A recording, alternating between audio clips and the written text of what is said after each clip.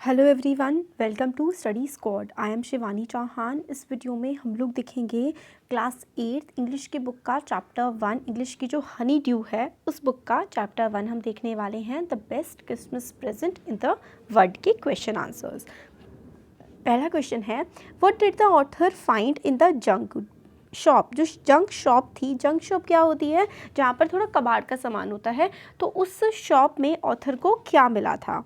तो author found a very old 19th century roll top old desk in junk shop. It was in a bad condition. तो author को 19th century की roll top oak की desk मिली थी। Roll top मतलब ऊपर उठाने वाली, और ओक एक पेड़ होता है, उसकी लकड़ी की डेस्क मिली थी ऊपर उठाने वाली एक जंक शॉप में, मतलब कबाड़ की दुकान में। It was in a bad condition, वो काफ़ी ख़राब कंडीशन में वो टेबल थी।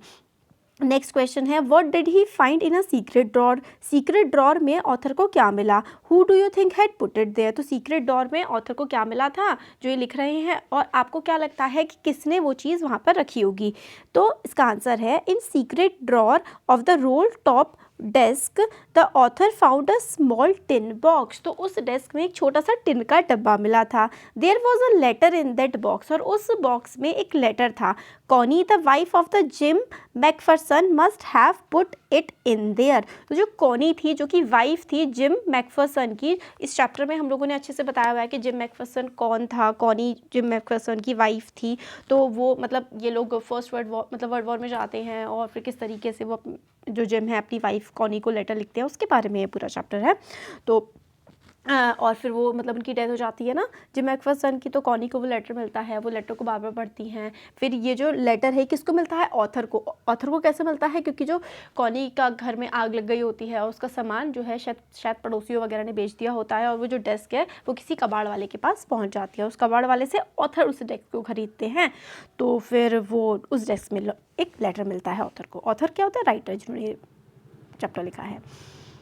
नेक्स्ट जो कॉम्प्रिहेंशन चेक है पेज नंबर 14 पे, उसके क्वेश्चन है, who had written the letter to whom and when. किसने लेटर लिखा, किसको लिखा, कब लिखा। तो Jim Macpherson the captain of the British army wrote the letter on December 26। तो December 26 को वो लेटर कैप्टन ने लिखा था, जो ब्रिटिश आर्मी के कैप्टन थे। उन्होंने 26 दिसंबर 1914 को लिखा था। It was address to his wife Connie, और किसको लिखा था, अपनी वाइफ कॉनी को। नेक्स्ट है, why was the letter written. लेटर क्यों लिखाया गया था। What was the wonderful thing that had happened. और जो लेटर क्यों लिखा गया था, और जो वंडरफुल, जो बड़ी अच्छी सी चीज़ थी, मतलब वो क्या हुई थी। तो the letter was written to describe a wonderful incident. एक काफ़ी अच्छा इंसिडेंट है, काफ़ी अच्छी घटना को डिस्क्राइब करते हुए लिखा गया था। It was occurred on the Christmas day of 1914। तो 1914 के क्रिसमस यानी कि 26 दिसंबर को एक घटना हुई थी। The wonderful thing was that the two आर्मीज that were earlier fighting against each other. तो मतलब दो आर्मीज जो एक दूसरे से लड़ रही थी क्रिसमस वाले दिन से पहले तक, हैड सेलिब्रेटेड क्रिसमस टुगेदर। उन दोनों आर्मीज ने, जर्मन और ब्रिटिश आर्मी ने, क्रिसमस साथ में बनाया। उन्होंने खाना खाया, they ate, drank, smoked and played a football match together. At last when they parted they did so with a heavy heart। तो फिर अगले दिन, मतलब क्रिसमस वाले दिन, उन्होंने पार्टी करी, ड्रिंक करी, स्मोक किया, खाया, फुटबॉल का मैच खेला, और फिर जब वो सब मैच वगैरह ख़त्म हो गया तो काफ़ी ज़्यादा सब लोग दुखी थे कि भाई अब तो मतलब कल से फिर से जंग लड़नी है। नेक्स्ट क्वेश्चन है, what jobs did Hans Wolf and Jim Macpherson have when they were not soldiers. तो जिम और हैंस वुल्फ के पास कौन कौन सी जॉब्स थी जब वो सैनिक नहीं थे, सोल्जर नहीं थे। तो Hans Wolf played the cello in the orchestra where the Jim Macpherson was a teacher in Dorset when they were not soldiers. तो सोल्जर्स नहीं थे तो एक तो सेलो प्ले करते थे, मतलब इंस्ट्रूमेंट प्ले करते थे ऑर्केस्ट्रा में, और जिम मैकफरसन जो है वो एक टीचर थे। नेक्स्ट क्वेश्चन है, had Hans Wolf ever been to Dorset. क्या हैंस वुल्फ कभी डॉर्सेट गया था। वाई डिड ही से ही न्यू इट। तो क्या हैंस वुल्फ कभी डॉर्सेट तो नहीं गया था, डॉर्सेट एक जगह का नाम है, तो फिर उसने क्यों कहा कि वो डॉर्सेट को जानता है। तो इसका आंसर है no, Hans Wolf had never been to Dorset. Thomas Hardy was his favourite author. But Hans Wolf कभी भी डॉर्सेट नहीं किया था, बट उसके फेवरेट ऑथर राइटर थे Thomas Hardy. Hardy's novel far from the Madding was his favorite book which described Dorset. So hence Wolf said he knew Dorset. तो क्योंकि उस जो हैंस वुल्फ था उसकी फेवरेट ऑथर थे उसके ये थॉमस हार्डी, और हार्डी की किताब थी फार from the madding crowd. Madding crowd से काफ़ी दूर की एक किताब मतलब था बुक का टाइटल, वो डॉर्सेट के बारे में उस किताब में लिखा गया था, इसलिए हैंस को पता था डॉर्सेट के बारे में। डॉर्सेट जगह है, हैंस एक पर्सन का नाम है। Do you think gym Macpherson came back from the war? क्या आपको लगता है कि जिम वॉर से वापस आए होंगे? How do you know this? तो आए थे नहीं आए थे आपको कैसे पता? तो Jim Macpherson never came back from the war, वो कभी जंग से वापस नहीं आए। His wife Connie knew about his death after she got his letter. तो जब कॉनी को लेटर मिल गया था उसके बाद कॉनी को पता लग गया था कि उसके हस्बैंड नहीं रहे अब।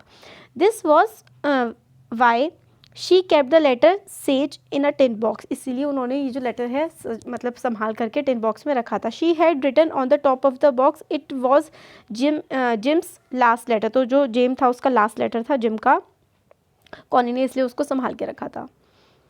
द क्रिसमस प्रेजेंट है ना, तो क्रिसमस पे लिखा गया था ना, इसलिए द बेस्ट क्रिसमस प्रेजेंट इसका टाइटल है चैप्टर का। और comprehension check page number 15। Why did the author go to Bridport? Author जो हैं वो ब्रिटपोर्ट क्यों गए? तो the author went to the Bridport in search of Mrs McPherson. He wanted to give her husband's last letter back to her. तो जो author हैं जिन्होंने राइट चैप्टर लिखा है वो ब्रिटपोर्ट क्यों गए थे? वो इसलिए गए थे क्योंकि कॉनी अभी भी मतलब कॉनी को वो जिम मैकफर्सन का लेटर वापस करने के लिए ब्रिटपोर्ट गए थे। How old was the McPhersons now? Where was she? तो मिसेस मैकफर्सन कितने साल की थी और अब कहाँ थी? तो as told by her neighbour Mrs McPherson was now 101 years old. She was in a nursing home called Burlington house. तो बर्लिंगटन हाउस के एक नर्सिंग होम में हॉस्पिटल में थी और अब वो 101 साल की हो चुकी थी। नेक्स्ट क्वेश्चन है who did Connie Macpherson think her visitor was? Connie को कौन लगा कि वो विजिटर जो उससे मिलने आया वो कौन है? तो Connie Macpherson thought that her visitor was her husband gym Macpherson. तो कॉनी को लगा कि जिम जो है वो उससे मिलने आए हैं।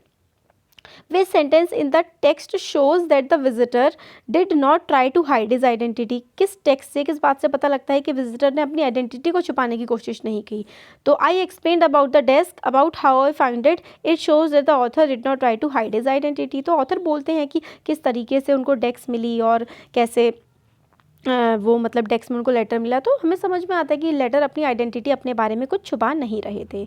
Working with the text exercise के क्वेश्चंस हैं अब। For how long do you think Connie had kept Jim's letter? तो कब तक कॉनी ने जिम का लेटर संभाल के रखा था? Give reasons for your answer, अपने आंसर का रीज़न भी दीजिए कि कब तक संभाल के रखा था। तो Connie had kept Jim's letter for a long time, Connie ने बहुत लंबे समय तक जिम के लेटर को संभाल के रखा था। She had received it on January 25, 1915, तो उसको मिला था ये लेटर जनवरी 25, 1915 को। Jim had written it on December 26, 1914, तो 1914 में लिखा था लेटर और मतलब एक महीने बाद उसको कॉनी को लेटर मिला था। At that time Jim was young captain in a English army and Connie was young too, तो जिम उस समय यंग था और कॉनी भी यंग थी। In the story Connie was 101, it means the letter was about 70 to 75 years old, तो letter जो है 75 साल पुराना था। Do you think the desk had been sold and when? आपको क्या लगता है कि डेस्क को बेचा गया था और कब? तो द डेस्क इसका आंसर है desk must have been sold after Connie's house had burned by a burning candle, तो कॉनी का घर जो है जल गया था बर्निंग कैंडल से। The table had been damaged by the effect of the fire as well as water, तो पानी और जो है आग की वजह से वो ख़राब हो गया था जो डेस्क था।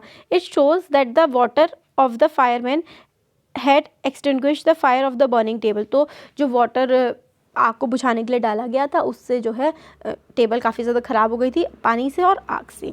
तो why do Jim and Hans think that games और sports are the good ways of resolving conflicts? Do you agree? तो जिम और हैंस को क्या लगता? जिम कौन थे? जिम मैकफर्सन कॉनी के हस्बैंड, और हैंस भी उसके थे जर्मन आर्मी के थे, और जिम जो है वो ब्रिटिश आर्मी के थे। तो चैप्टर में हम लोगों ने देखा था ना कि किस तरीके से ये लोग क्रिसमस के दिन मिलते हैं, गेम खेलते हैं और ये डिसाइड मतलब ये बातें करते हैं कि जो अगर जंग का सोल्यूशन करना है तो मैच करवा के करना चाहिए, इससे ज़िंदगी की भी नहीं जाती लोगों की, और है ना सब अपने घर पे रहते हैं इस तरह से। तो Jim and Hans are in the army and they have been a witness to all the pains and sufferings of the war, तो जिम और हैंस आर्मी में थे, उन्होंने देखा था कि कितना पेन होता है, कितना दुख होता है जो ये लड़ाइयाँ होती हैं इनमें।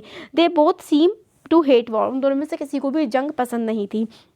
अ non violent method to resolve wars is what they desire, उनको लगता था कि नॉन वायलेंट मतलब बिना लड़ाई झगड़े के कोई मतलब बिना लड़ाई के कोई दिक्कतें परेशानियाँ जो भी चीज़ें हैं उनको सुलझा लेना चाहिए बिना जंग के.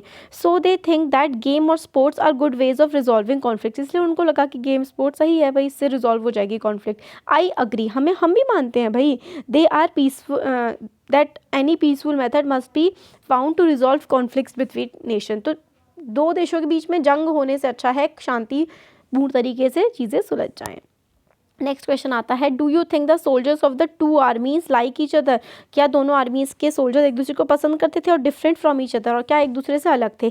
Find evidence from the story to support your answer. Story में से देखिए क्या दोनों आर्मी के जो लोग थे एक दूसरे को पसंद करते थे, सपोर्ट करते थे, क्या था. तो the soldiers of the two armies like each other, are like each other मतलब पसंद नहीं करते, सॉरी, मतलब क्या एक जैसे थे. तो हाँ, एक जैसे थे दोनों के दोनों आर्मी के soldier. They greet each other and eat smoke and drink together. तो उन्होंने ग्रीट किया मतलब हेलो वगैरह बोला, साथ में खाना खाया, ड्रिंक करी क्रिसमस वाले दिन. दे हैप्पीली प्ले फुटबॉल, उन्होंने फुटबॉल खेली. The two captains talk affectionately about their lifes away from the field. तो दोनों जो कैप्टन्स थे, है ना, जिम और जो हैन थे, उन्होंने बात करी कैसे उनके लाइफ उनकी कैसी है ये जंग के मैदान से अलग. They agree that the problems can be resolve by playing games instead of fighting Wars. तो लड़ाइयाँ लड़ने से अच्छा है गेम से चीज़ें सुलझा लो. Hans comments that the soldiers of both the armies are eager for the war to end. दोनों के दोनों चाहते थे कि आर्मी मतलब ये जो जंग है, ये जो लड़ाई है, ये ख़त्म हो जाए. They want to go back to their families. वो अपनी फैमिलीज़ के पास वापस जाना चाहते थे.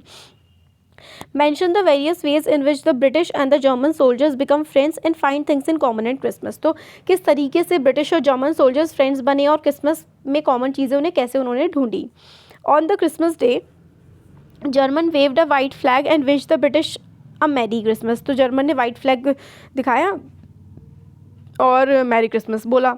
British responded with same to you. Germans move further towards them without arms. तो जर्मन्स बिना आर्म्स के, बिना गोली वगैरह के आगे बढ़े. The British captain thought that it might be a trick. तो ब्रिटिश कैप्टन को लगा था ये ट्रिक है, बट ये कोई ट्रिक नहीं थी. Then they came close and shook hands. फिर साथ में आए, हाथ मिलाए. They drank, played and smoked and ate together. तो उन्होंने ड्रिंक करी, खेले, स्मोक किया और साथ में खाना खाया. What is Connie's Christmas present. Connie का क्रिसमस प्रेजेंट क्या था. Why is the best Christmas present in the world. तो कॉनी का क्रिसमस प्रेजेंट क्या था और ये क्रिसमस प्रेजेंट दुनिया का सबसे अच्छा क्रिसमस का तोहफा कैसे था. तो Connie's Christmas present what the letter which the author had bought for her. तो कॉनी का जो क्रिसमस प्रेजेंट था ना, वो था वो लेटर जो ऑथर उसके लिए लेकर के आया था, उसके हस्बैंड का लेटर, जो कि अब उससे खो चुका था क्योंकि वो हॉस्पिटल में थी, उसका घर जल गया था. तो अब वो लेटर उसके पास नहीं था कॉनी के पास, बट ऑथर दोबारा कॉनी के पास वो लेटर लेकर के आया था. Being very old she thought that it was her husband gym. क्योंकि वो काफ़ी ज़्यादा बूढ़ी थी, इसलिए कॉनी को लगा कि वो उनका हस्बैंड जिम है. She called the author gym and made him seat beside her.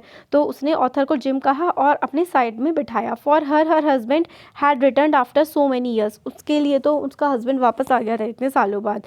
So she said that it was the best Christmas present she had ever got. तो इसीलिए कॉनी ने कहा कि ये बेस्ट क्रिसमस प्रेजेंट है जो कि उसको आज तक मिला है. तो ये कुछ क्वेश्चन आंसर्स थे हम लोगों के, हम चैप्टर के हमने अब देख लिए हैं. तो कैसा लगा वीडियो ज़रूर बताइए. अच्छा लगा तो लाइक करिए, चैनल को सब्सक्राइब करिए, अपने फ्रेंड्स के साथ शेयर करिए. Thank you.